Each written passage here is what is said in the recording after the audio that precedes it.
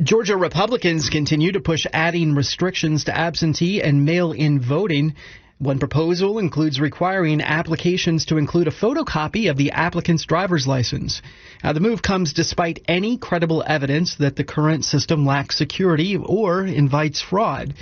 But for Cliff Albright, the provisions making their way through the Gold Dome right now aren't just inconvenient. They're chilling voter suppression, he says. Albright, who co-founded the Black Voters Matter Fund, explains why.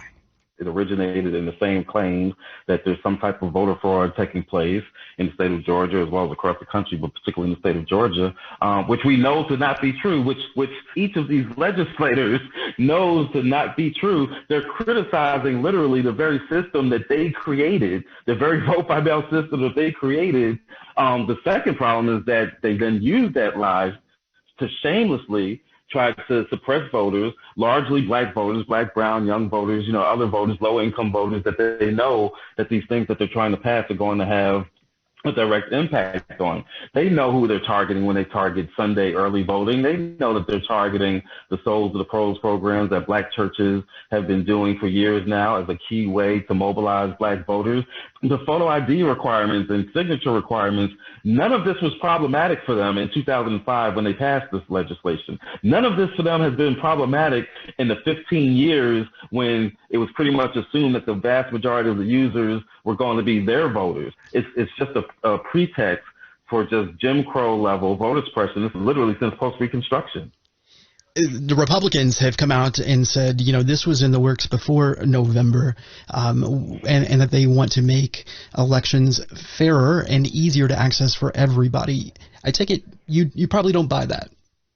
No, we don't buy that at all for a couple of reasons. One, I might buy the part where they say it was in the works before November, because what we believe happened is even as soon as the June primary, when they saw the extent to which black-led organizations like ours, Black Voters Matter Fund, or like the New Georgia Project and so many others, they weren't expecting, I don't even think the Secretary of State was expecting that we would be able to use the vote by mail as effectively as we did. So if they say that they were planning this before November, part of me believes them, because I believe that that's when it started, when they saw that June turnout. So they were already starting to see, wait a minute, this expansion of vote by mail, this is problematic. That's what their motivation is. They're not trying to protect voters. You can't protect voters from a fraud that it has been proven does not exist.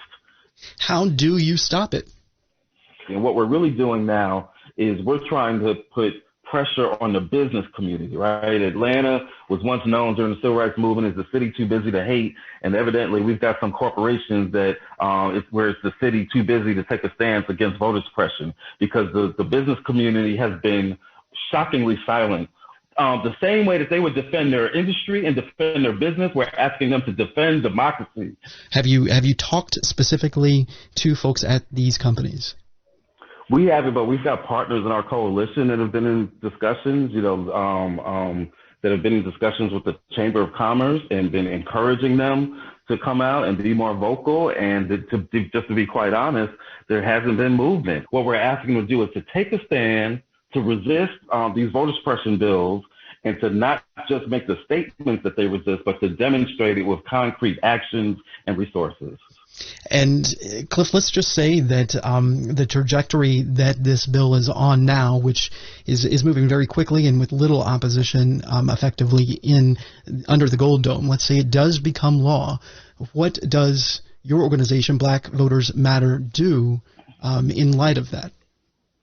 We get madder, and we work harder, right? And we center everything that we do in love and power. At the end of the day, keep this in mind, Jim, that this victory that we just saw, right? This massive turnout that we just saw, it came on the heels of 2018, right? It came on the heels of a gubernatorial race where we literally saw an election stolen. We saw an election stolen right in front of our faces by a candidate who was both a competitor as well as the umpire. We saw it stolen. We saw voter purges, and look where we are today, and look what happened in 2020, and look what happened with the runoffs, right? So what happened in 2018, all it did was make us stronger.